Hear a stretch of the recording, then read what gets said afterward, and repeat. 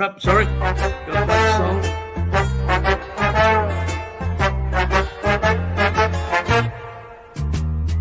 We are the Navy Blues. We are the old dark Navy Blues. We're the team that never lets you down. We're the only team old Carlton knows. With all the champions they like to send up, we'll keep our end up, and they will know that they've been playing against the famous old dark blues. Well, good evening, everybody. Welcome to Blue Sunday on a Monday. Long weekend for you guys there in Australia. My name is Bangkok Joe, and joining me tonight, special appearance, DJ Rash all the way in Melbourne. How are you, mate? I'm great, mate. Just filling in today for Vincenzo. Yes, well, we'll get to that in 1 second, but you're okay? Yeah, I'm great, mate. Good. Okay. Good nights like So as Rash has pointed out, he is filling in for Big Vincenz. Unfortunately, Big Vincenz has come down again with his illness. So on behalf of myself, Rash, and David, who's out the back, we wish Vince a speedy recovery. He's suffering from a blood disorder, which can be quite serious. He battled it about 4 weeks ago. So I hope Vince is watching. We'll try and do you proud, Vince. I'll ask the dumb questions or I'll get something wrong, and we'll go from there. So keep up the good work, Vince. Hey, Rash, let's just get some housekeeping out of the way, and then we'll bring in David and we'll talk about yesterday's match. As people are well aware, we are on the Jumper Punch channel, and the Jumper Punch channel is sponsored by the Sporting Globe at Northland. The boys hold functions there. I'm sure they're going to hold one there this week because Carlton are playing West Coast over in Perth. So I'll put something out on Facebook, but if you watch the Jumper Punch tomorrow night, I'm sure Rocco and the boys will mention it. The show's also proudly sponsored by my company, Retired Working for You Tours, here in Bangkok, Thailand. If you need anything in Southeast Asia, which is Bangkok, Vietnam, Laos, Cambodia, or even Japan, let me know, and I am more than willing to help you. As I've said, we are, a social media beast. We're a juggernaut, Rash, a juggernaut. Yeah. So you'll find us on Facebook at Blue Sunday, and on YouTube, we will be at the Jumper Punch. So please, people, like, share, and subscribe. That helps grow the channel and helps bring you a better product. So, Rash, long weekend. We played on Sunday, hence we are having the Monday.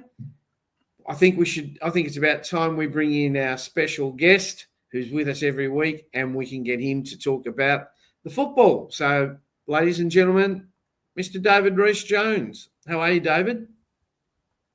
Yeah, always good after a win, but I was there last night, and it was a cold winter's Melbourne night. But we got the chockies, and that's about it, I'd say.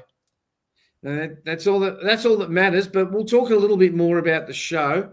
We'll talk more about the match in a minute. I'll have to do Vince this week, so let me put up the scores. So it was a close game, but at quarter time, it was looking like it was going to be very one-sided, and we'll ask David his opinion on what happened and why it went wrong. So at quarter time, we were 5 goals up, 5-3, in fact, and we kicked the first goal of the second quarter, and then it started to go a bit pear-shaped. So we only kicked, 3 goals, 6 after half-time to their 7 goals, 2, but we ended up coming out winners by 8 points, 11-12 to 11-4. I'm not going to go through the goal kickers and all that like Vince does. You all know that. Just some major stats. We won in the disposals, 67% percentage efficiency percent, and you'll see there I've put Essendon scum. I can't say the Essendon. So contested possessions we won, uncontested possessions we won. In that first quarter, I think we had something like 7 intercept marks uncontested in defence. Essendon were just as bad as us with the ball. They had 86 turnovers to 76. We clearly outmarked them, and that's shown in the 99 uncontested marks that we had. And that was predominantly in the first quarter and a half. Tom De Koning won the hitouts 37-32. Mind you, he was playing against Todd Goldstein, who probably played his first game with the Dinosaurs. I think he's something like 37. Essendon had far more clangers. They had 5 more tackles, but we both had 10 inside the 50-metre. Carlton had 23 scoring shots for a 48% accuracy, whereas Essendon had 15 scoring shots for 73% accuracy. That nearly cost us in the last quarter with easy misses. I thought they were quite easy to Motlop and Charlie Curnow. Why people persist on doing these round-the-corner kicks when they can just go back and slot drop punts is beyond me. And we've got Stevie J to thank for that, I guess. And the 1%ers, Essendon just out-pointed us. So now that we've got the stats out the way, let's get to the real crux. David, tell us. Tell us, David. Tell us. You look at those stats, and they look pretty even, and the game was pretty, close towards the end. But at quarter time, those stats would have been heavily weighted in our favour, and after 3/4 time went the opposite way. But quarter time, we dominated that first quarter. We played footy the way we should play, the way the good teams play. I watched Collingwood and Melbourne today. They played, good football. It was tough. It was hard. The tackling was good. We were doing everything right. And then I don't know what happened at quarter time, but Essendon, you got to give them credit. But to be perfectly honest, there was 2 ordinary football sides out there who probably won't be in the finals this year. And unless and even though we've got a pretty good draw, and we've got West Coast and North Melbourne, we could be in the 8 in 2 weeks' time. You just don't know. Deserve to be? Well, with the draw we had, we should be in it. We should be well in it. It's just the games we've lost that I think we thought we should have won if you looked at it before the season started. But we got players out of form. We make a lot of mistakes, and mistakes that cost goals. That's what really hurts us. We just play some dumb footy at times and make some horrible mistakes, and every time we do make one of those, it normally costs us a goal. So we just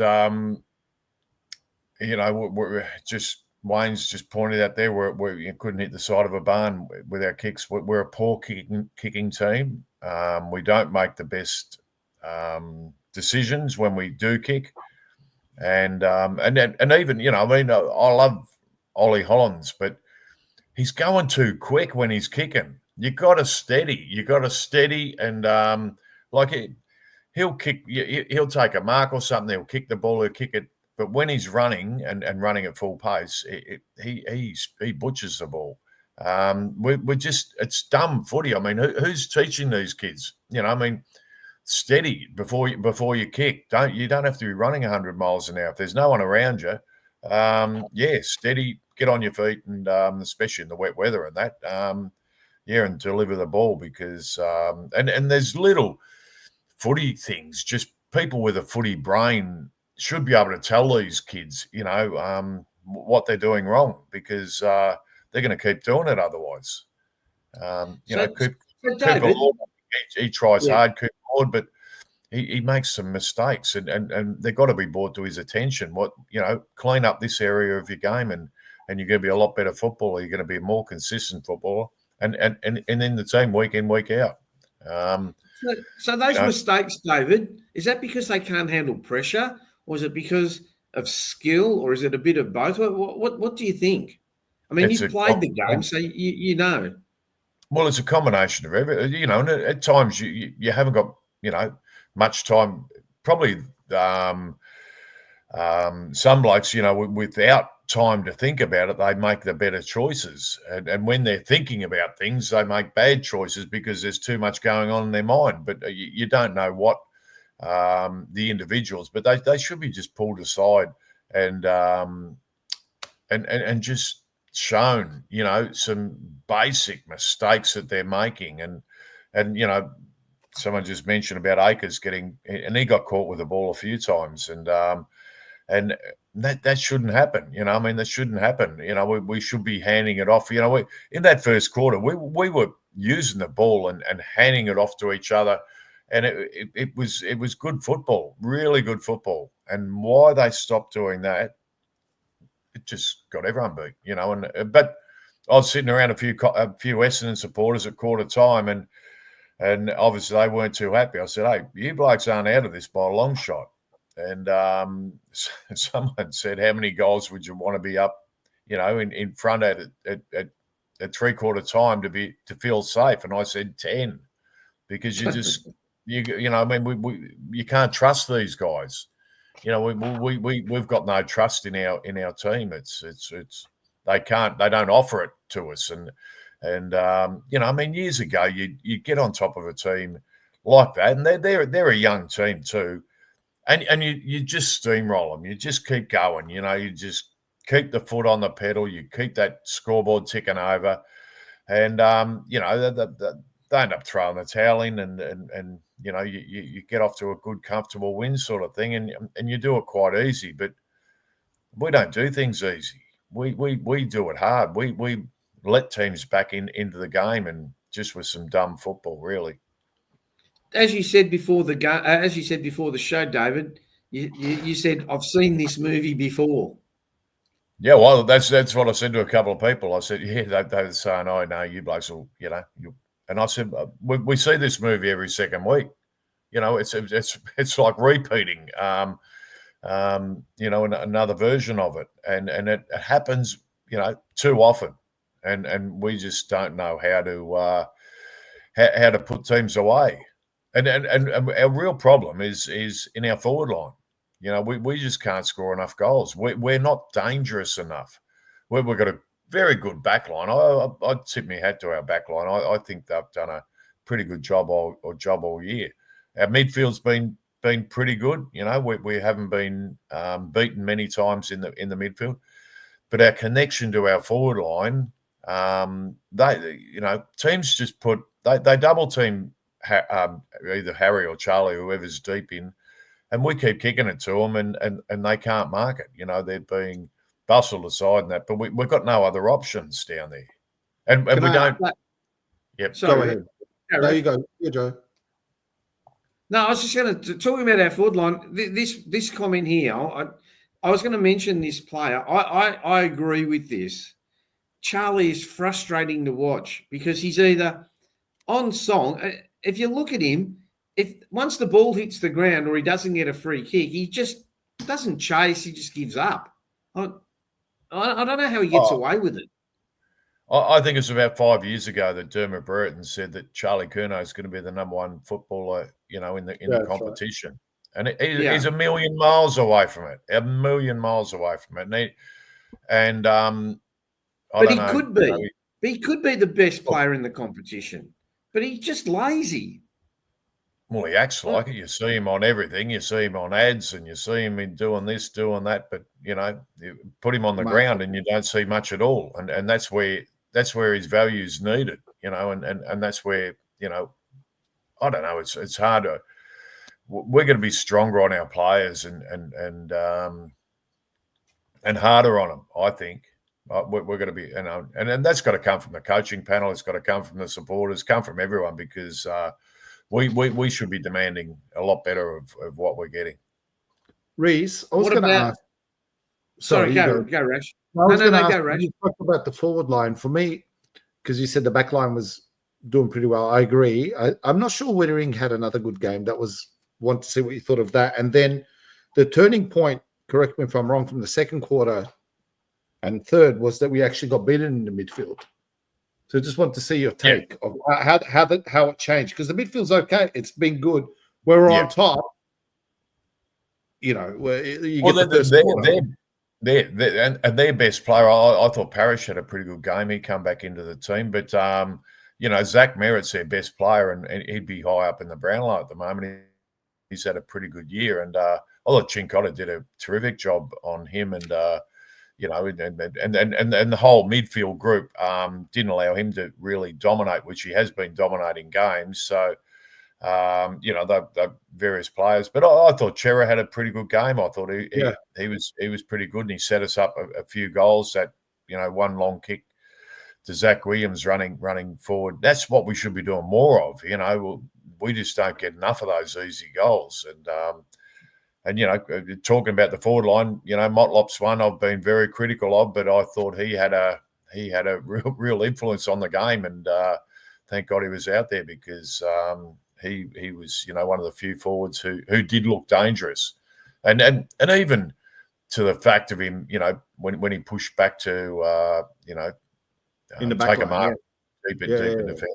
That was terrific. You know, that's what you want to see from, you know, your players. And I mean, you don't want him doing that all the time, but it's good to see him getting back there and being a part of it. And he needed to get his hands on the ball and do something. But he's now set a bit of a standard now.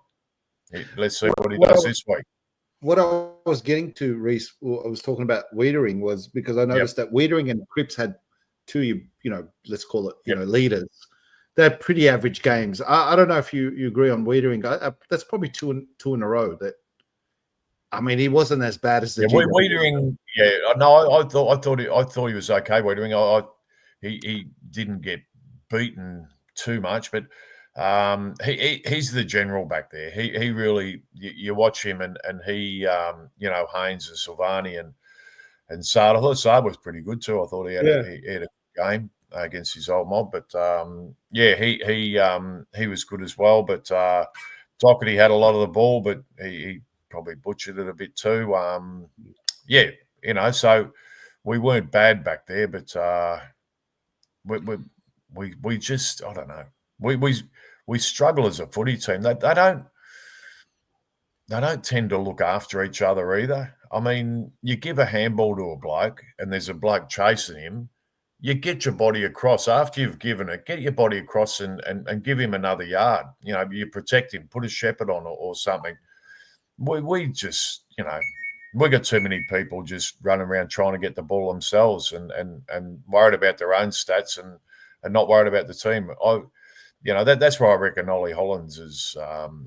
He's one who I reckon has a real red hot go. And Jack Silvani's the other one who. Yeah, so. Didn't he play blinder yesterday? He played well. Yeah, he was terrific, and that young caddy is a very good player too, which he had from time to time. So he's a dangerous forward, and he had no real influence on the game. So your guy Reece was good too.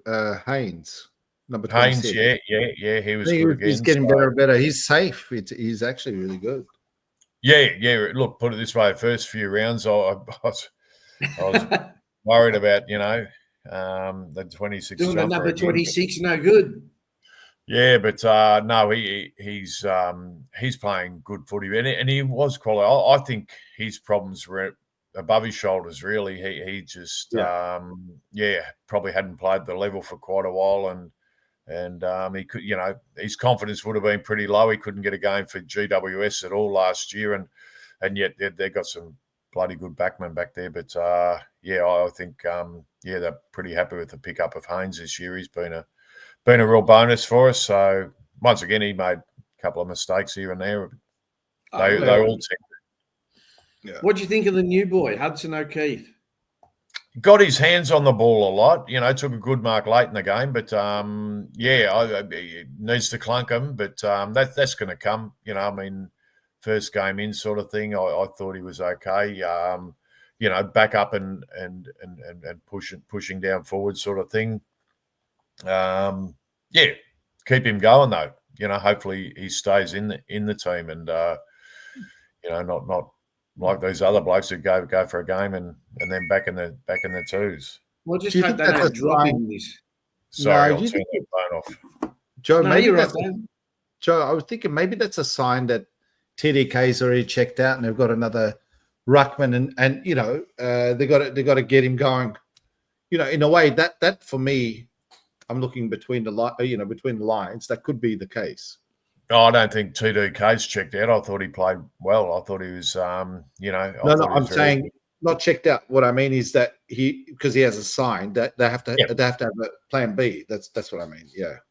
Oh yeah, no doubt about it. I mean, didn't they? I think they did sign Pitnet on for a few more years, and that Yeah. doesn't Yeah, he look got like a 4 great years. decision. So so they've got to weigh up things, and he looks a likely type. And it's funny because I was at the President's dinner last night, and they interviewed Lockie Cowan, and he was actually he said, "Oh, he's a big, mean, angry bloke," and I thought, fantastic. That's what we need. So let's just wait and see with the kid. I mean, he would have been nervous out there. His first game. Big blokes take a bit longer to get in their groove too. But if he's got a little bit of that SHIT in him, I'd love to see it come out. And Yeah. and Hey, for the life of me, I don't understand how they give Orazio Fantasia a game. He doesn't do much. Surely Kick the goal. you'd be better off playing someone younger. look, no doubt when he was in Port Adelaide, he got some compromising pictures of Michael Voss, and he's still got them and still using them. So that can be the only reason I can say, because He's done. I'm sure he all tries. those blokes down. I mean, you look at those blokes down there. I mean, Motlop had a good game. We'll give it that. But Durden was Durden the sub? No, I think No, you got dropped. No, that was Will White was the sub. he actually they left him out of the VFL team too. But you look at all the other blokes down there. They just don't do enough. Whether it be Fogarty, White, those you're right. small forward types. They're not doing enough. You've got to get the ball. You've got to get your hands on the ball. You can't be running around for a full game and hardly touch the ball. And we've got too many who just do that week in, week out. And Fantasia is another one of them. But I'd like to see some kids in there. Ben Camparioli had a good match in that he had 30 possessions, and I still can't see why Harry Lemmy can't get a game. I mean, it's got me beat. Harry Mackay doesn't play, and you got a kid who apparently had a pretty good game. He had about, I think it was 17 possessions and a couple of goals. So that's not bad for a key forward sort of thing. I don't know. Do you think we look a better team without Harry? That's what Tom's saying. We're not. I don't think so. No, I don't think so. Harry is, as much as there are certain things about him I don't like. For a bloke that big, he should be crashing packs and doing hard stuff. But it's obviously not in his nature. And you have a look at his brother, and they're peas in a pod, I suppose, and they're not very physical in the way they go about things. So that's the nature of them, and you're not going to drum that into him. But I think Harry's been pretty good this year with what he's been able to deliver, and he's been able to get up the ground a bit. Yeah, I think he's been better than Charlie. I think he's had a much better year than Charlie has. So Charlie's been very, very disappointing. And you look at that. Charlie's been disappointing this year. Cripper is nowhere near the player he was last year, and he's fallen away dramatically. So he hasn't had one of those games that he played last year. He's dominating games, and he just can't get his hands on it enough. And Walsh was okay. Walsh was okay, Joe. Walsh was all right. He's not having the same damaging effect as he did 1 or 2 years ago. I don't know if it's his back. He's not running as freely, and he hasn't got the pace. But he has a go, and he has a go. He's another one whose kicking lets him down at times, and probably goes into the where we I think we're the 17th. Yeah, we are. Side for bloody foot possession or something, just foot disposal. So, which is it's a blight on the recruiters. It's a blight on the development coaches. It's a blight on the whole football club, really, that we're that low in our foot disposal. So, yeah, it's But I think and it's got to do with pressure. Help. Sorry, it's pressure. I don't think they're that bad because we weren't saying, like, in 2023, we didn't point that out as bad. I think they're not this is what I think, but I'm asking you, but they're not handling the pressure, and then that makes them kick shit. But in general, I don't think we're that badly skilled, are we? Well, we must be. We're 17th on foot skills in the whole competition, so that's second last. So it says something Actually, about not our last. skill level. No, but what I'm saying is because of the pressure. You got to train under pressure. You got to. That's where you get better at training under pressure, and that's and once again that comes to your development and your training and your coaching and everything all the way. I mean, it's sort of it feels like. We got beat, sort of thing. It's almost like we're talking about a team that got beat. It's it really does.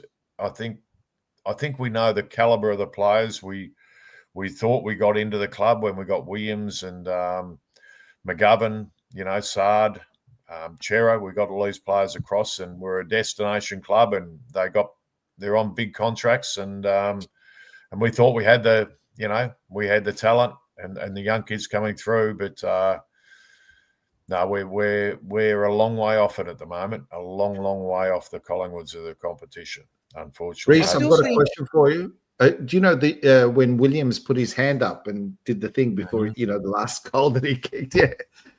What's your take on that? Just out of curiosity. When he.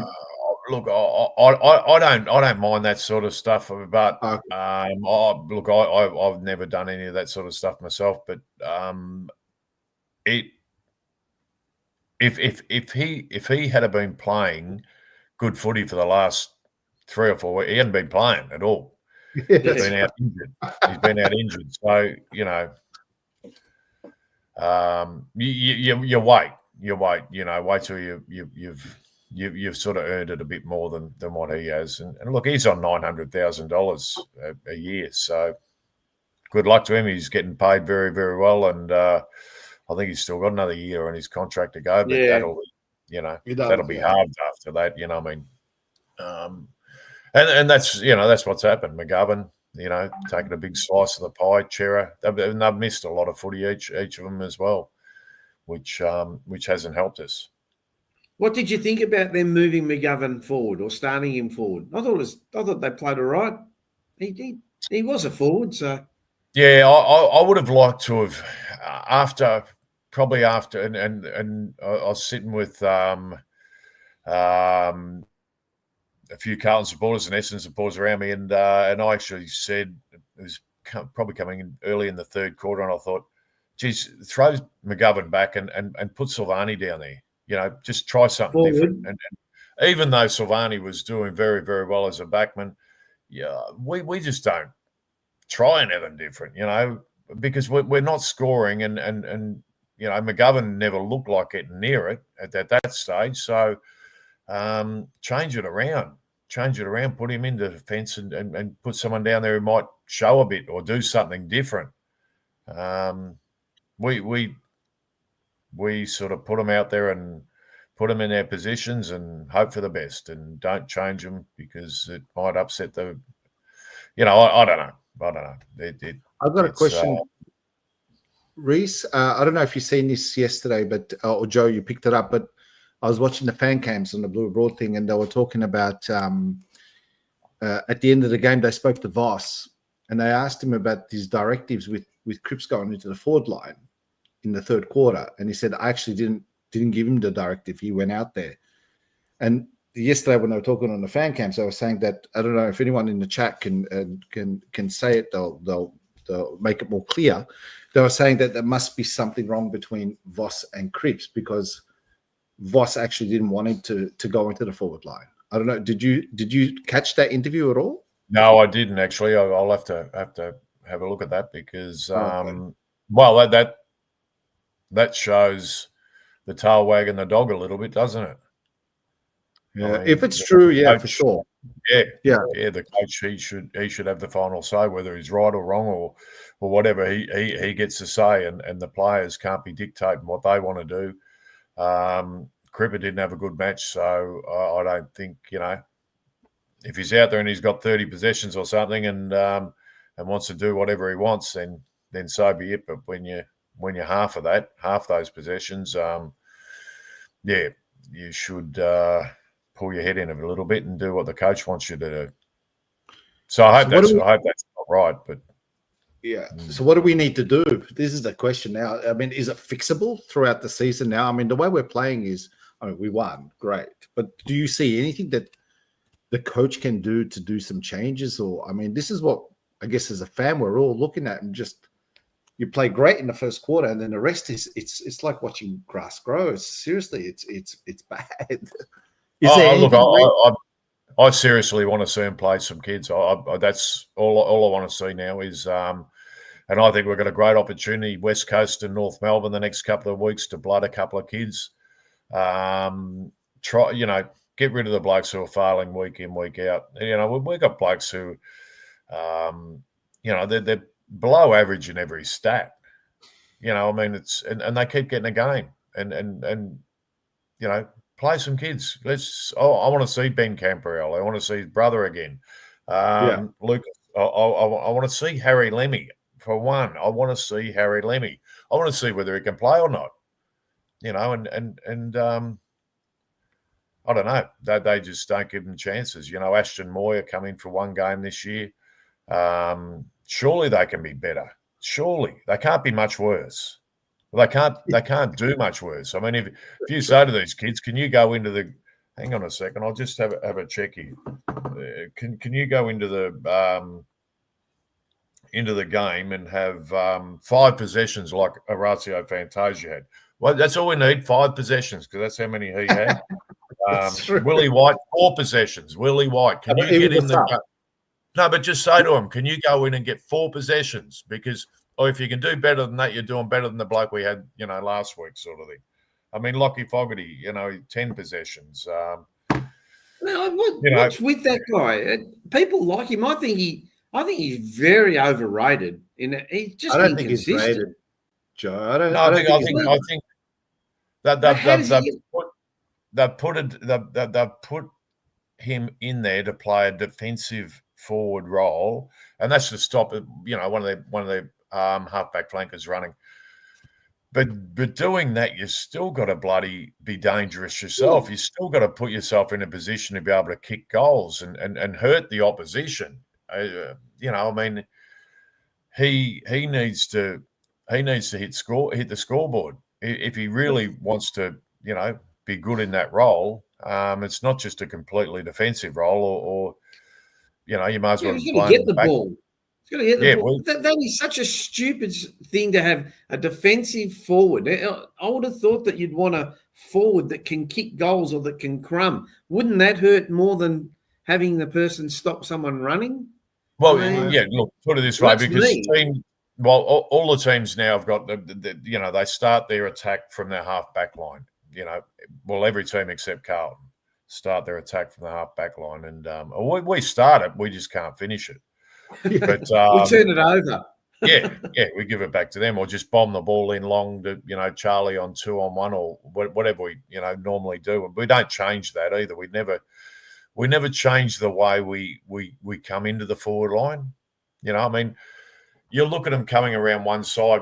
Look out the fat side. What we used to call the fat side, where the space is, and change the direction coming in there, and have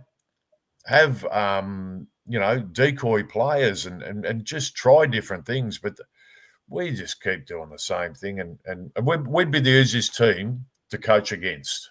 Yeah. If you were coach of an opposition team, predictable. We're a very easy team to, we're going to get a lot of contested ball. We're going to win that because we've got good contested players. But we're not going to score too much. We're not going to score that heavy. So we really struggle in that department. So teams can work us out pretty quick, and that's where they get us on the rebound.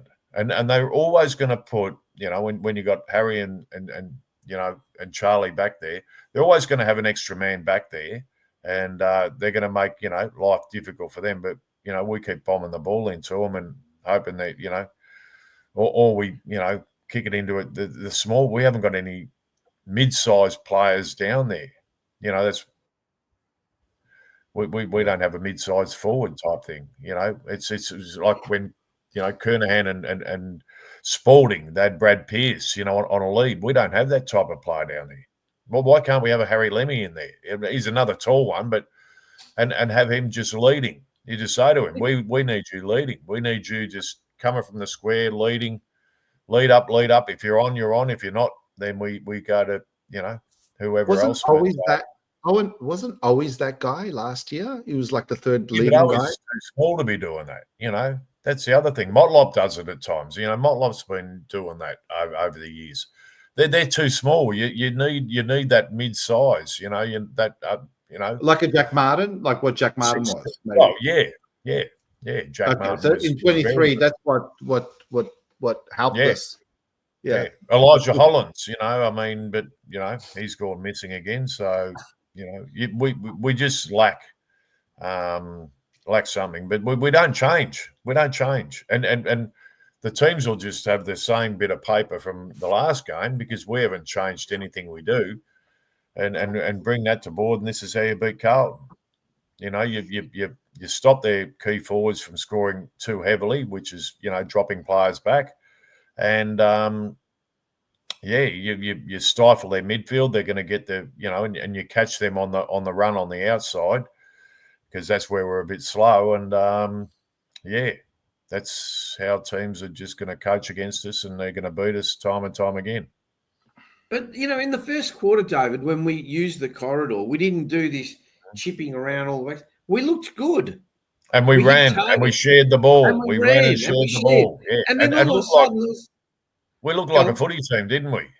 Yeah. And then all of a sudden, there's like someone waved the magic wand and went, right, go back to shit. It's like, getting home after midnight. We turned back into a pumpkin. Yeah. It's amazing. It is amazing. That coaching? That has to be coaching. Oh, look, I think I think that first quarter was bruise-free football. And no one, there were hardly any tackles laid. Both teams, I actually said to someone, I said, they're going to walk off this ground without a bruise on them. Not one player will have a bruise on them. So, and that's where I reckon, Scott's got into his players, start tackling, start, doing the hard stuff, the little stuff. And then we just turned the water, didn't we? Well, yeah. Obviously it got a bit too hard. We weren't allowed to run on our own and do stuff. And they were very poor in that first quarter though, and we took advantage of it, and that won us the game. Well, we should have been more than 30 points up at quarter time. I mean, we kicked 4 goals 6 or 6 goals 4 or something. I mean, we missed some pretty easy shots. Yeah. Oh no! Look, I was pretty happy at quarter time, but I think I was happy too. Most people would have been, but you just want to see a team. Good teams, you keep going. They don't stop. They don't. They just keep playing good footy and keep going. We're not a good footy team. We're not a good footy team, unfortunately. And I was hoping the week off, and at quarter time, you're thinking, geez, the week off's done them great, Yeah. But maybe Vossy should have stayed in Fiji. But also in the back of your mind, you can't trust them. You can't trust them at all. And I'm becoming a bit immune to it all, to be honest. It's not affecting me as much as it probably was a year or two ago. You get used to it and you just put up with it. But David, this has been a trend for so long, David. Sorry, go ahead. No, go. I just want to point out, all these people keep saying, should we have kept people like Kennedy, Fisher, Setterfield, Dow, Jack Martin, Jack Carroll, Liam Stocker? I don't think they would have made the difference. Jack Martin would be the only one out of them, but look, he's injured all the time, and that's fair enough. They let Maybe him go. Matt Kennedy, but the others. Well, Matt Kennedy, we've spoken about that. Matt Kennedy, look, he's filling a spot at the Bulldogs that they didn't have. We got George Hewitt doing that job for us, and George Hewitt was suffering, or both of them were suffering because of each other, if you know what I mean. So you got two of the one type of player. So therefore, one's out of contract, which is Kennedy, and they had to, shuffle things on the list, and Kennedy, he's okay, but he's not gonna win games for us, is he? He's no superstar. He's not gonna, he's no Nick Dacos. He's not gonna come and he's not gonna win games for the Bulldogs. But he's fitted into a role that they needed, and so that's good on them for recruiting him. And what did we get? Draft picks or something for it? So hopefully we've got a good kid out of it. No, we got a set of steak knives, I think. Who knows? So, David, we're getting, as everyone knows, we're getting a new CEO, right? Graeme Wright. I don't know if you know the guy, but everyone's going, "Oh, watch out! He's successful." Do you think? Because people said the same about Brian Cook. Oh, wait till Cookie gets in. There's going to be a totally different club, and they'll fix them. Do you really think that one man, Graeme Wright, will fix this team? Brian Cook has been terrific for the footy club, and to be perfectly honest, the club is in the best position it could ever be, except on the field. Everywhere else is humming along perfectly. Membership, sponsorship, everything is just ticking along nicely, and that's a lot of that credit goes to Cookie. Graeme Wright, the good thing about this is more of a football person, being an ex-player himself. He's more on that football side, so he'll be looking at a lot of that side of it. The only thing that worries me is, Jesus Christ, we've never got anything good out of Collingwood, have we?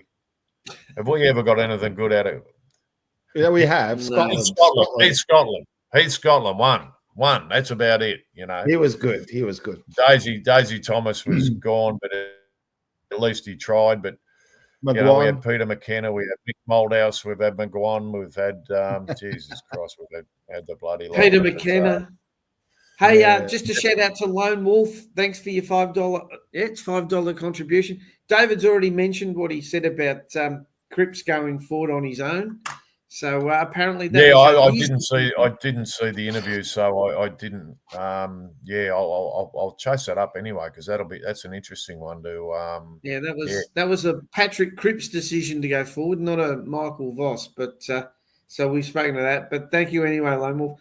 And what about Brad Lord? That's where you look at players and you look at the roles they play and different things, and they're set in their ways, but the good players can always do whatever they bloody well want because that's the nature of it.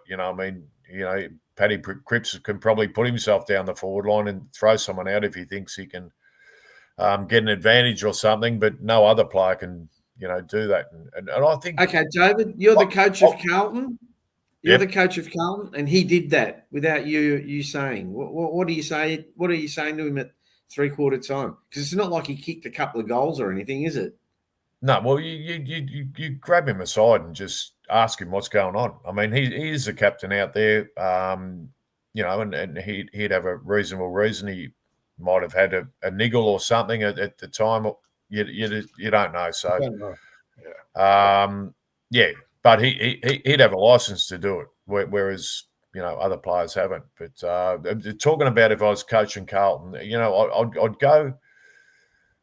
I'd say to them all, start playing the way you want to play. Start playing, because they're all good footballers. They didn't get there by not being good footballers and good athletes these days. I mean, it's as much athletic as it is football, but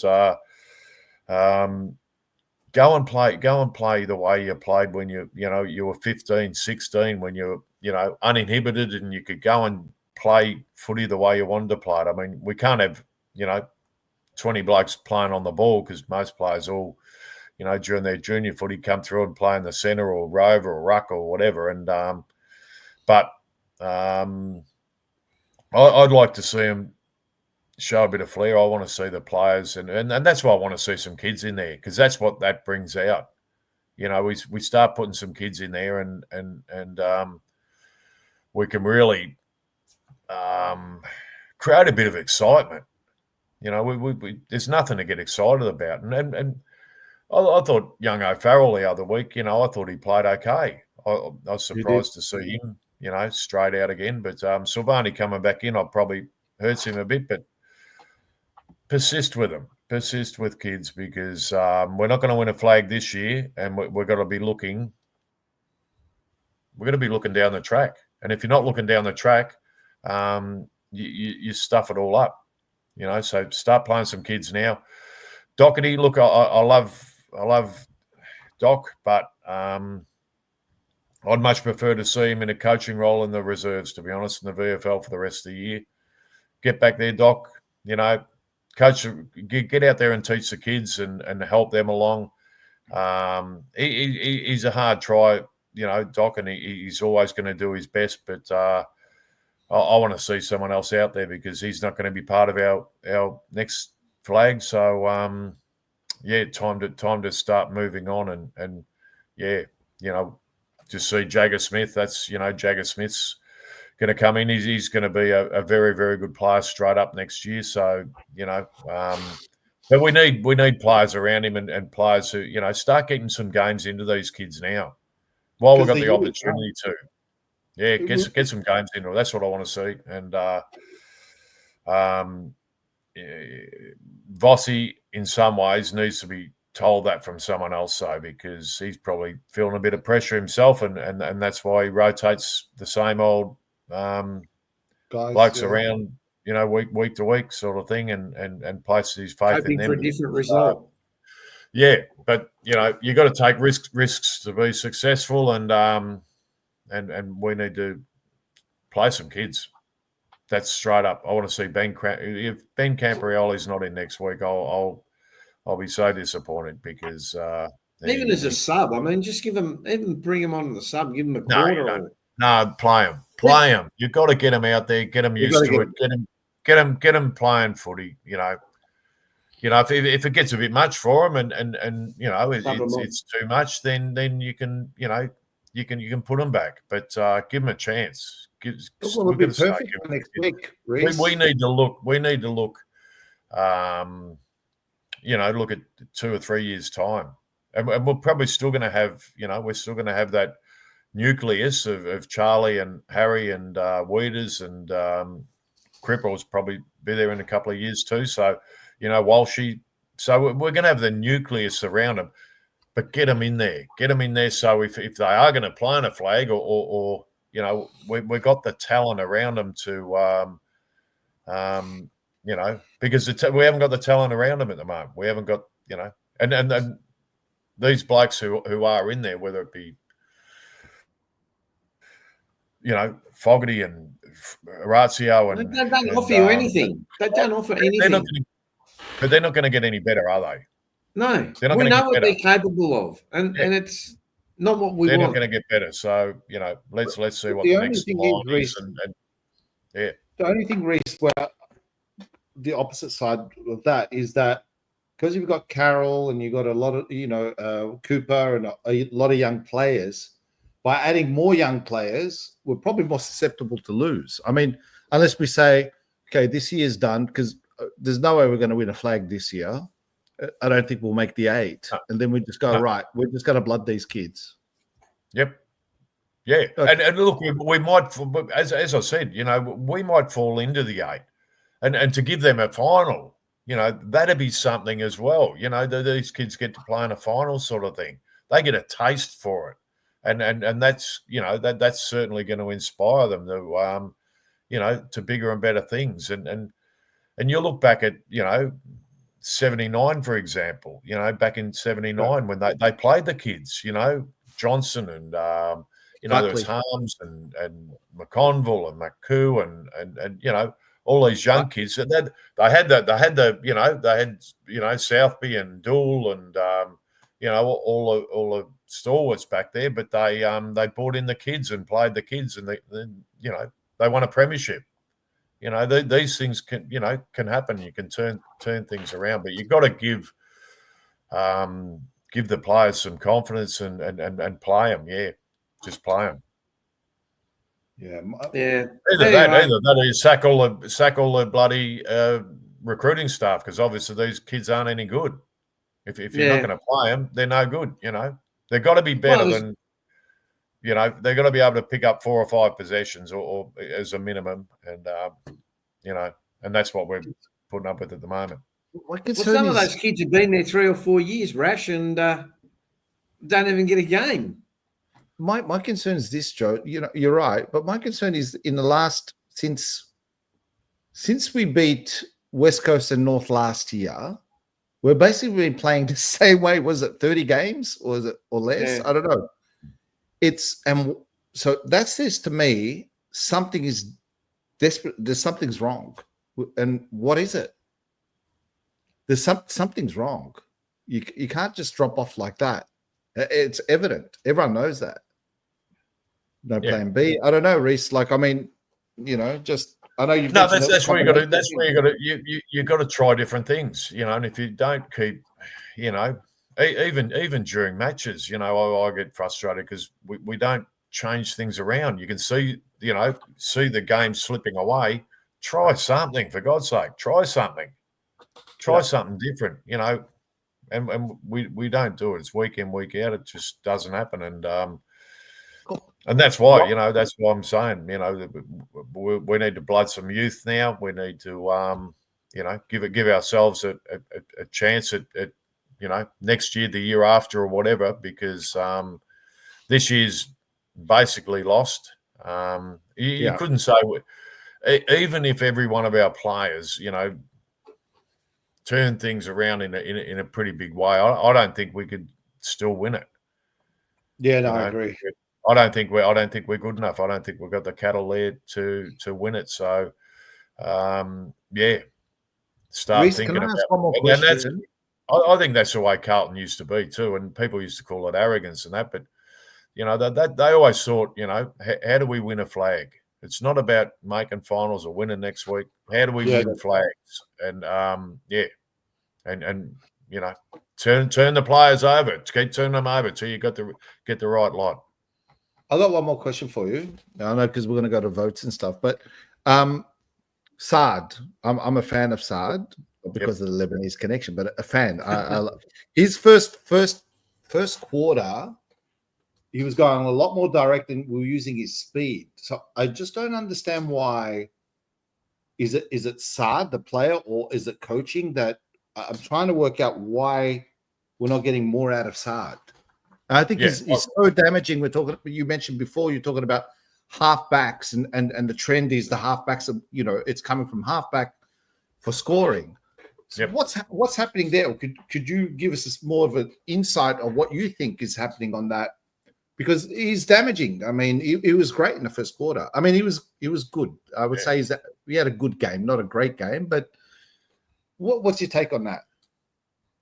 Yeah, look, I like seeing the ball in Saad's hands, to be honest, because he uses it pretty well and he carries the ball, he carries the lines. So I like seeing it in his hands, but obviously the opposition don't want him to be getting it either. So they'd be working on tactics to restrict his ability to be getting the ball in his hands, because he can be very damaging. So.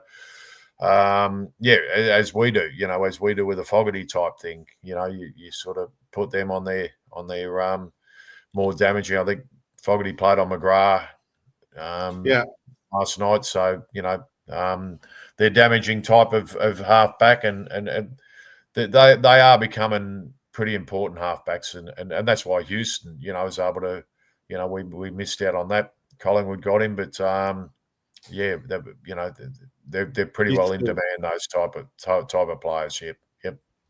And that's where it all starts now. That's where all your attack starts from back there. But we don't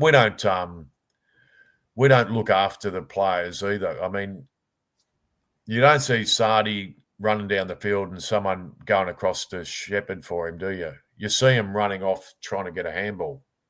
They're trying to get a possession themselves. So Yeah. our players don't think about, hang on a minute, we want Sard to get the ball, but we need to create some space for him so he can get it. You know, he can loop around the back and use his use his foot Speed and his speed and really break the lines open. So we don't look after each other enough. We're it becomes when things get tough, it becomes a bit of self-survival type of stuff too. So and that's that in itself is shit because it's not helping anyone. So one thing I did notice, blokes who get that in their head, they'll they could have clauses on how many games they need to play in a year to get X amount of dollars or whatever their contract says. So they don't want to be back playing in the Magoos or whatever. But we don't drop players anyway very rarely unless they've only had a few games. Well, one thing I seen yesterday, just final point, was and it's an improvement from the Sydney game when Boyd got hit. When Chera got hit,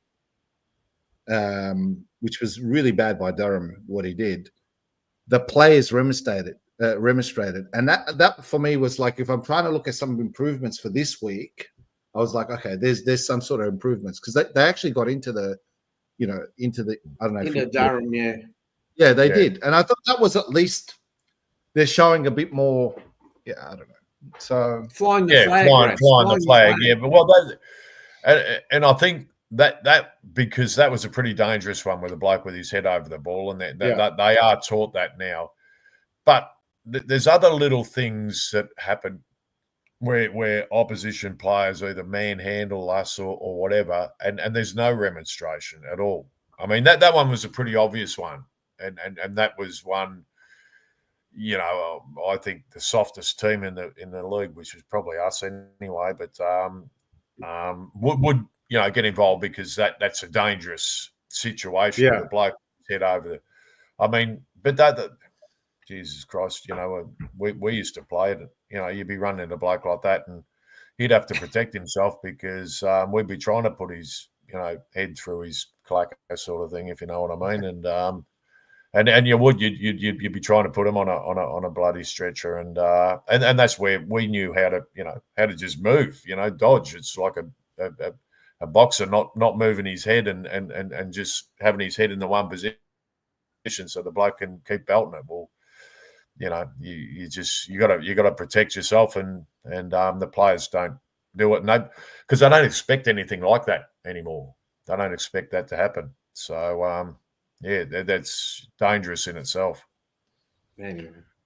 I think there's one question. But the player coming in bumping in that situation now is basically considered a no-no. So I hear what you're saying about that, but I think I'd like to see him flying the flag in other areas when we get bullied by other not that we did by Essendon, but other teams have bullied us over the time and we've done nothing.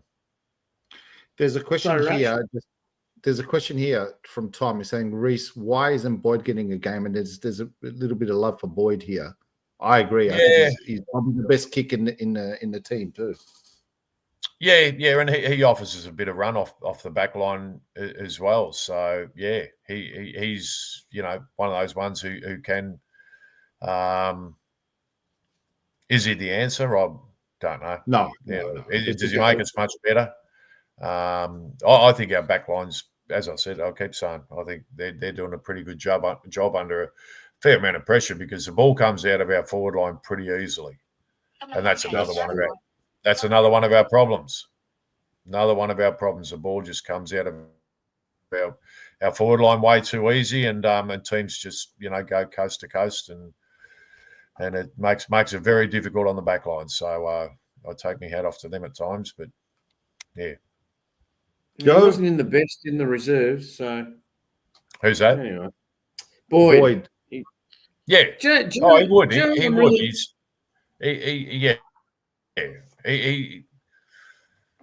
He fills a spot, and he he's got pace. He's got pace. He uses the ball well. he's another one you like to see the ball in his hands. So,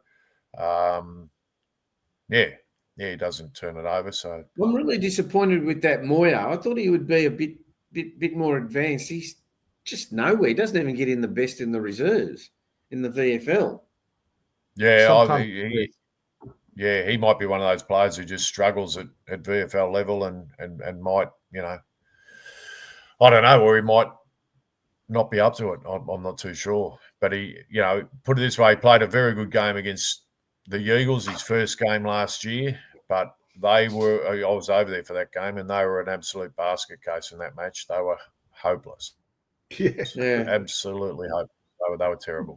And anyway, but he did show a bit. Showed some. Yeah, he showed a bit, but But then again, yeah. Sometimes it can be. I was just going to say, sometimes it can be easy to get a kick in the AFL than the VFL. The VFL, you play. Damien's saying you got to watch the game. So if anyone watched the game, they can tell us who played well and who didn't. Hey, let's move on. I think we've had enough. Let's move on to the votes for this week. Yep. So, David? Yep. I've gone Jack Silvani. I thought Jack was terrific. I thought he did a great job back there. His judgment, for a bloke who hasn't played that much in the back line, is really good. When to spoil and when to go for his marks. And I thought he really was our best player. Adam Cherry, I give 2 votes to. I did mention that. I reckon he used the ball very well. He was off the ground for quite a while too, and he had probably had 25, 26 possessions. So, and that's including him, being off for that concussion test and everything else. I thought he was probably our best midfielder. And Tom de Koning, I thought rucked very well. There was a tackle in the middle which fell clear, and I think that was one that Chera picked up and gave to Zach Williams, but it was de Koning's tackle in the middle, and he done some good things, so he gets the 1 vote there. Yeah. I'll read out Vince's. He obviously gave Jack Silvani 3 votes, probably the same reason as you, Reese. He liked Tom de Koning's ruck work, and Adam Chera 1 vote. I gave Chera 3 votes. Oh, sorry, it's just raining here. I've given Adam Chera 3 votes. I gave Jack Silvani 2. Look, in hindsight, I probably wouldn't have given Doherty 1, but on the day, I thought he did a lot of work when the chips were down in the last quarter. He played all right. He does butcher the ball. I think that's to be expected. I mean, we expect that of him, but you can't question his loyalty, and he'll have a go, and he put his body on the line when we needed it a bit more than some of the other players that were around him who. Can I just, I'll talk about Doc and what I'm saying. I'm not saying Doc's not good enough to be in our team at the moment. I'm saying that we could be better off blooding a player than having him in there when he's not going to be there when we hopefully, are contesting. And that's why I just feel like he's taken a spot at the moment, and we need to think. And I don't think the club's thinking forward enough at the moment. I don't think they're looking at the big picture and playing some kids and saying, well, let's get some games into these kids. We have played a couple this year, but they've played their one or 2 games, and that's been it, sort of thing. But yep. I think he gets a game, Reese, because Michael Voss is coaching for the W's. Yeah. Yeah. Well. Yeah. We're a nice team. We're too nice. We are. Very, nice. very. Not ruthless enough. You can't be like that. Even in business, you can't. Yeah, you got to make changes and you make the hard calls, and that's how you grow. Well, as I said before, look at Tottenham. And you plan for the future too. If you stop planning for the future, you become stagnant, and we've become stagnant in what we're doing. Yeah. Hey, Rash, if you were going to give votes, who would you have given them to? I reckon Jack was definitely the best on ground. I liked Chera's game, and I would give a shout out to Hudson OKeefe. I really liked what I seen, and I was with your past player last night watching it, Reese. I was with Alex Marcoux watching the game, and he was like, "This kid, like him a lot." So, I think he's got. There was a couple of signs of what he did, and I'm just giving him sort of like a vote for that. But there's a couple of things I was like, well, there's a lot to like about him. If that's his first game, wow, the kid's got something. And I'm okay if DeConing goes. I think we're okay. Oh, look, I don't think anyone would begrudge Tom DeConing going to St Kilda for $1.7 million a year for them. It'd be silly to knock it back in some ways. I mean, you'd be absolutely crazy. He'd be sacrificing. What would he be sacrificing over? How many years are they offering you? 8 years, is it, or something? 7, I believe. 7 years. 7 years. It'd be around about a $5 million difference over that time. You would do it, of course. You would. I mean, common sense says, and I don't think any of his teammates would begrudge it or whatever. I mean, we talk about loyalty and everything else, but and while you'd hate to lose him, it opens up some other doors. It opens up some other doors. We get a compensation pick, hopefully, for him. So you get a get that. You get a first rounder. They'd have to offer us, some pretty good measure of first round pick or something. Take Marshall. Well. He's a good player. He's a good ruckman. Well, that is the one thing I can't understand about it. I mean, Marshall, I like Marshall, and he has got a bit of shit in him. He goes hard at it. He tackles blokes. He wants to hurt blokes. I like him. He actually, I thought he beat TDK when we played him not long ago. Yeah, he did. I thought he did. He had the better of him. So, how would he be feeling about a bloke coming across and getting 1.7 million? It wouldn't sit too well with him, and he'd fight him for that ruck spot too. I'd take him with the first round draft pick if he did a swap for Marshall and got a first round. We'd do it all day, wouldn't we? Oh yeah. Oh yeah. Yeah. Yes. So Joe, here's our leaderboard. Yes. Here's our leaderboard. Patrick Cripps is still out in front. George Stewart, Tom DeConing third. Adam Chera has snuck into fourth. And Jacob Wiedering has come into fifth place. So, David, let me get this right. It's now time for your Spirit of Carlton Award. And this week it goes to... Now, warn the people beforehand. I don't want anyone to... Let's warn it. Let's pre-frame this. You already put it out there. I have been... No, I must admit I have been a bit of a critic of, and one of those players who just doesn't get enough of the ball. But no, he showed something. He had a go. I think he started on the bench, and when he come on, he just seemed to be lively and wanted to be part of it and wanted to get the ball. That was one of the important things. He was hungry to get the ball, whether he was given an ultimatum or whatever, but which he should have been a long time ago. He come out, he produced, and good luck to him, and hopefully that kicks him on from here because let's hope that he can at least use that as a stepping stone and improve. Exactly. Yep. Let's hope. So, boys, next week, 15th place, 18th. Oh, no, I don't think we're 15th, but no, we're 11th. Jeez, we're 11th. Yeah, we're 11th. It shows what an even competition it is. So Carlton playing West Coast Eagles at Optus Stadium, Perth. Now, is it a 6:10 p.m.? Because I get the times here in Thailand. So according to my thing, next week we play at,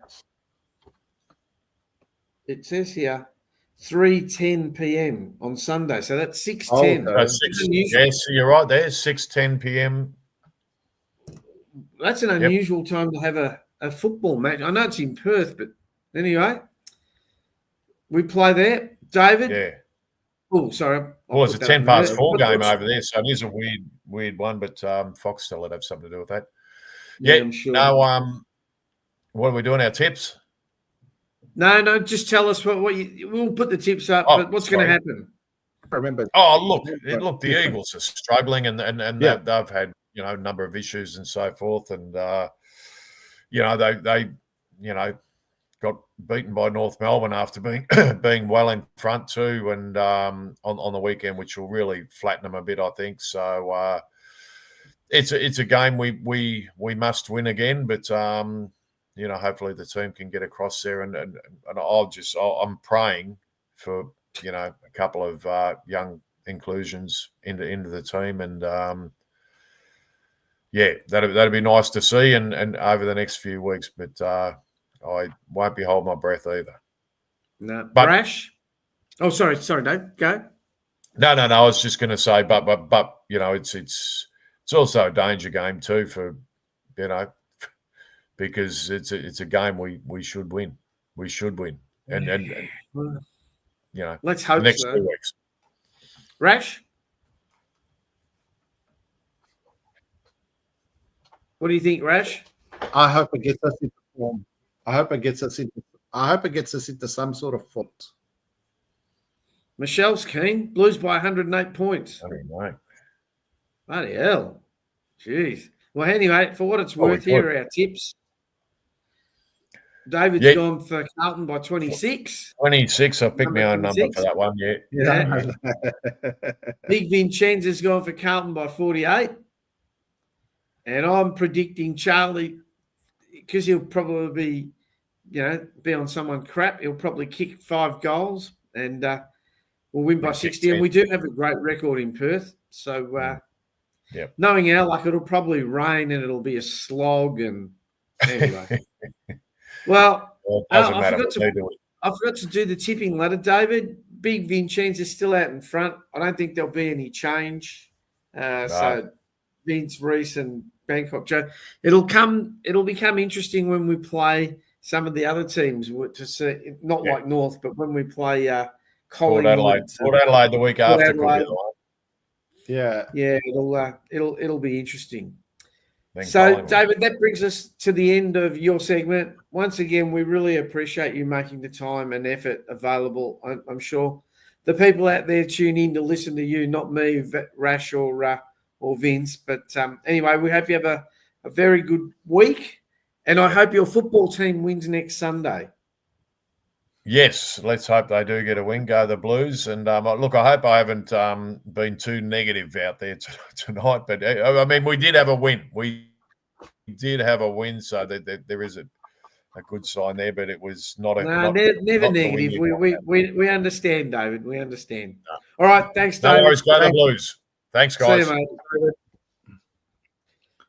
mate. Okay, Mr. Rash. So...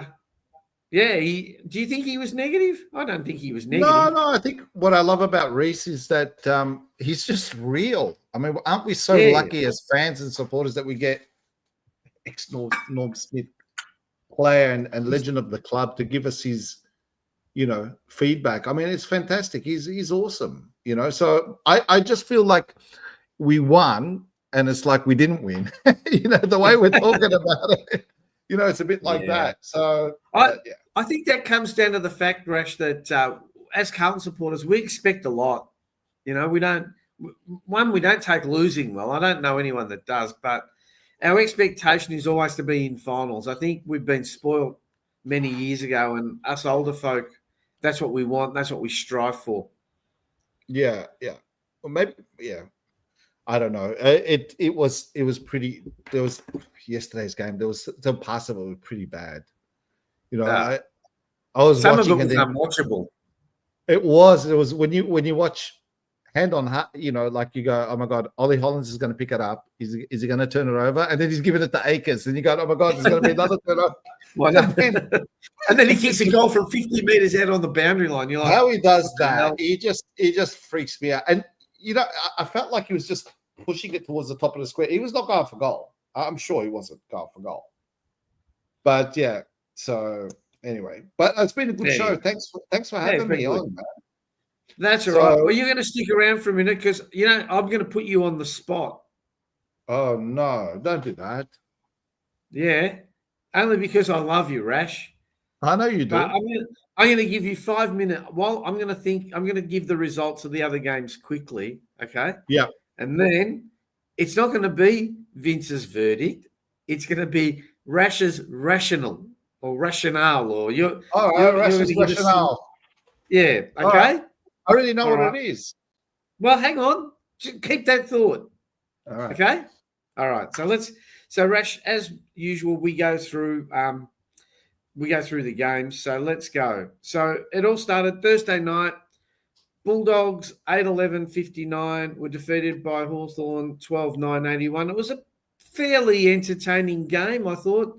But again, the Bulldogs just didn't have enough to get over the line. Saturday, I did watch this game for some reason. I don't know why. Probably because it was really hot here in Bangkok. Adelaide were 10-8-68, defeated the Lions 8-15-63. And I thought the Lions were their own worst enemy there, missing some very easy shots. Then, as we all know, bad kicking is bad football. So you need scoreboard pressure. Then I honestly can tell you I did not watch any of this, and thank God. Richmond 4-12-36 to Sydney 11-14-80. I guess if you're a Swan supporter, it's good to see them winning, but as we all know, Richmond are full of youth and still discovering. The next game was a bit of a disappointment. I thought this would be a lot closer. But anyway, Geelong 61 to the Suns, 5-7-37. The bits of this I watched. Jack Martin Cup. Wasteful, very wasteful, But anyway, I'm sure if you're a Geelong supporter, you'll take it. Then the next game, the Giants 7-8-50 were defeated by Port Adelaide 9-12-66. I'm sure Ken Hinkley enjoyed the result. I watched bits and pieces of the game. Again, not a very skillful or entertaining game. North Melbourne 9-8-62 defeated the Eagles 6-16-52. I didn't watch any of this game, but from the looks of it, I think the Eagles were very wasteful and probably could have made a better fist of it. And today, in a thriller, absolute thriller-diller, killer-diller, as Mike Williamson used to say, Melbourne 10-11-71 were defeated by Collingwood. They have a knack of winning these close games. I don't know why. 11-6. Scoring. Sorry? Accurate. They're scoring. Yeah. I know, but they have a knack of winning the close games. Have a big knack. Just a couple of comments here. Ralph says we're living in the past. Yeah, probably, but the present is not that much better. So we've got to look at something. Again, Rash. Just before I get to your Rash's rationale. Just a big shout out to all our regular viewers. You know who you are, who contribute. Thank you very much. I'm sure you love listening to David and his comments. So he's here for you. So let's keep it up.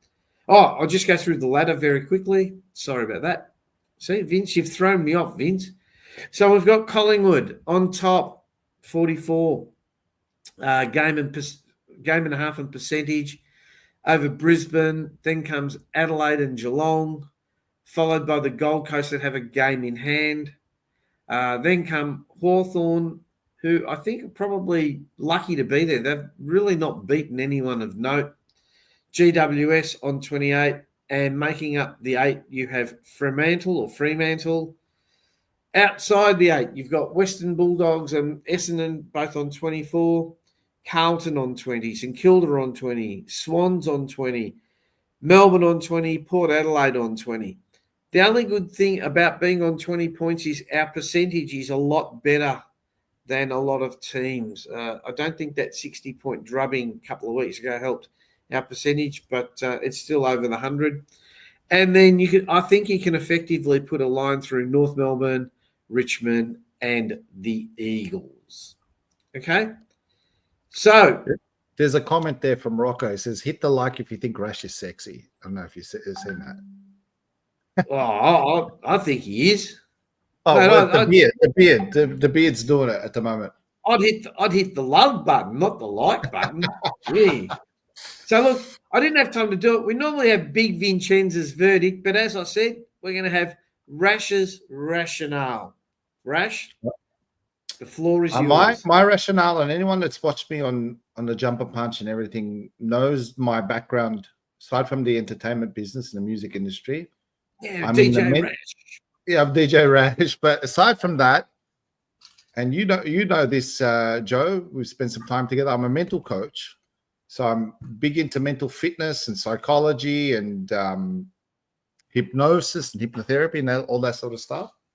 So my rationale is, why the hell don't we have a mindset coach at the club? Because what's obvious to me in watching it, and just, I'm not privy to what's inside, but by watching that, those guys that are on the field are not having fun. That's one. It just looks really strenuous when they're doing things. And usually when you get rid of a coach, they go out and play, and then they start playing, right? But our team is mentally unfit. So this is what I say. Just as you get fit, physical, your opinion. You need to get mentally fit. And my background, which I've met with Carlton a few times about discussing this with them, and they haven't done it. But they really, really need to get mentally fit. So you need professional people, just like what Richmond did with Dr. Emma Murray. Collingwood's got a guy there. They've got to have that sort of stuff, because we look like we're the princesses from Princess Park, because we are soft in many, many ways. We're just a very, very good club, nice people. And we need to get mentally fit. So that's my rationale. I think that would be, aside from the coaching, but we need to get mentally fit. And that gets driven from the top, okay? So Rash, you mentioned a few people. I've heard that Dr. Emma Murray on SEN, and I've heard a few Richmond players talk about what she provided the club, and they just cannot say enough about her involvement in those premiership years. How they won 3 in 4 premierships. Yeah, they just give glowing reports about her. Yeah, I don't know if you know her, but I'm guessing that sort of mental fitness. I mean, everyone expects it to do it themselves. Tony's asked. I think we have a psychologist. Psychology is different. Psychology, that's why I wanted to get without getting into it. Psychology and psychiatrist, they're different to what I'm talking about. They'll help you with, and then some will give you medication. Psychiatrists will give you medication when, you're getting anxiety or etc. This is specific for elite sports, mental fitness. That's what it is. Keep them fit mentally and strong. And you got to practice that. You need to do reps, like you do reps with your bodybuilding. You got to do the mental reps. So that's without getting into too much. Otherwise, we'll be talking for ages. But yeah. When's your show coming back, Rash? Are you still going to? Look, we've been in talks. The change room. Thanks for that. Rocco, the princesses from Princess Park. I've been talking to Rocco about it. I've got to keep it under wraps at the moment, because there's a couple of things that Sam and I are working on. So we want to get it right, really right. Watch this space. Is that what you're saying? Watch this space. All right. So do you agree on my rationale? Do you like my rationale? Yeah. Yeah. No. Do you know anything that doesn't it doesn't hurt you? You got to give everything a go. Because here's the rationale. The final point is the rationale is that in the AFL, most players are the same for the same. There's only like 10 or 15%, the bulk, right? Then you got Charlie Curnows that they're above. But in general, your bottom 6 or bottom 10, they're virtually the same in that there's not that much difference. But you can make a difference with the mental side when they're strong and they're playing like a team. And I tell you, I hate saying it, but the filth, when I watch them, they are so exciting to watch. They are. Yeah. We had someone, hey, Rash, your services are needed. DC saying Carlton players need to be hypnotised.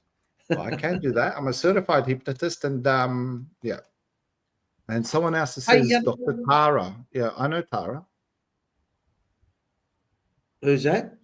She's at the Blues, but I believe she's a psychologist. Or Okay. Anyway, Rash, you mentioned I'll just want to go on with your rationale for 1 minute. You were talking about mental fitness, right?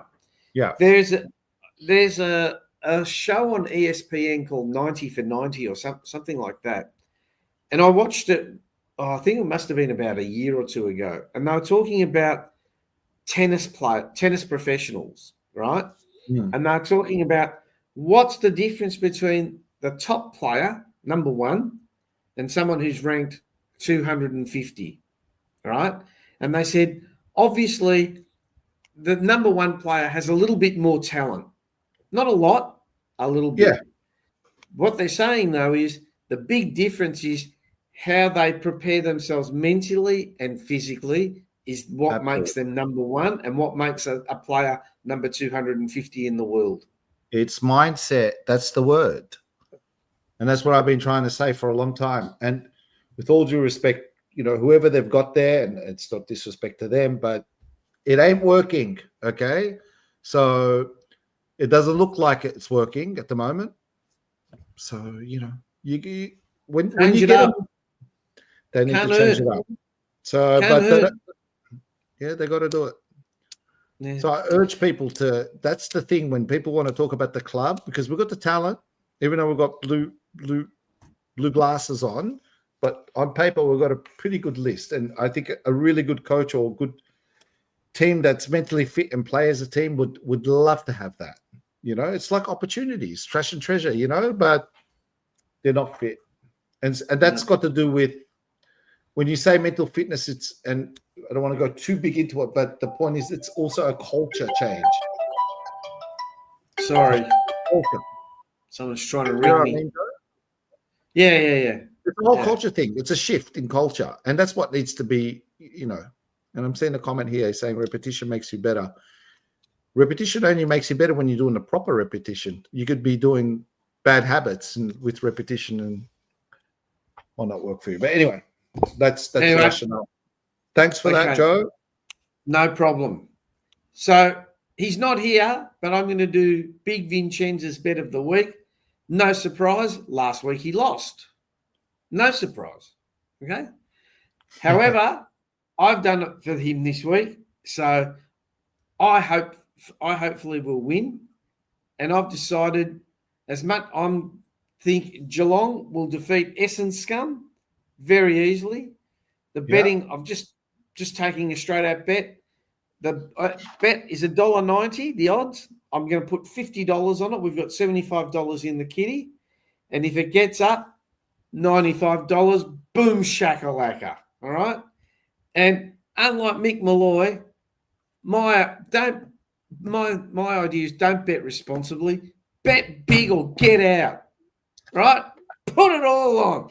Get the house on it. Get your neighbour's house on it. Just bet. The more you bet, the more you win. That's my motto. Very good. I wish to shout out to Vince also, those that have joined a bit late. Go ahead, Joe. Yeah. I'm only joking, people. Can't go. I'm only joking. Okay, so so that's my bet. So Rash, that brings us to the end of the show. So on behalf of Blue Sunday and the Jumper Punch, I'd like to thank you for filling in at such short notice. Rocco made the call. And I'm sure you're in agreement with me. We both hope that Vince gets better very soon. Absolutely. From what I haven't purposely rang him because I believe that he's sort of a bit dazed and a bit dopey at the moment. I don't know if it's the medication or the illness that he has. But Vince, you're very much missed by all of us at the Jumper Punch, especially me and our audience. So, mate, we hope you get better real soon. Speedy recovery. I don't like filling in. We want you back. Yeah. But I like Rash because I love Rash. Thanks, mate. Okay, so just quickly. Oh, sorry. I keep doing that. Just quickly, don't forget, we're on Facebook at Blue Sunday, YouTube, The Jumper Punch. Please like, or not please, but like, share and subscribe. Helps us grow the channel and helps us bring you a better product. Okay. So, Rash, that brings us to the end of the show. Okay, very good. It's been a great show. So, Always a pleasure to fill so on in. behalf of yourself and me and Vince and the boys at the Jumper Punch, we wish you all a great week. Hope everything goes well for you. And we hope that your team, meaning the Blues, wins. So good night and go Blues. Adios, amigos.